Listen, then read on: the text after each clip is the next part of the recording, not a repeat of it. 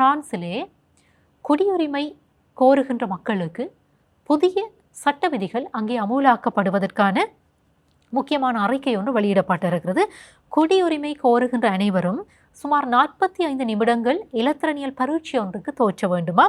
அந்த பரீட்சையிலே தோற்றி 80% புள்ளிகள், 80% அதிகமான புள்ளிகளை அவர்கள் பெற வேண்டும். அவ்வாறு பெறுகின்ற பட்சத்தில் தான் அந்த குடியுரிமைக்கு உரித்துடைய ஒரு முக்கியமான விடயமாக இதுவும் கருதப்படும் என்று சொல்லி பிரான்ஸ் அரசு அறிவித்திருக்கிறது. பிரான்சிலே குடியேறுகின்ற வெளிநாட்டவர்களுக்கு தான் இந்த முறைமை புழக்கத்தில் இருக்க போகிறது. புதிய குடியேற்ற சட்டத்தினுடைய ஒரு பகுதியாகத்தான் இந்த முறை, அதாவது உள்துறை அமைச்சகத்தினாலே அறிவிக்கப்பட்டிருக்கிறது.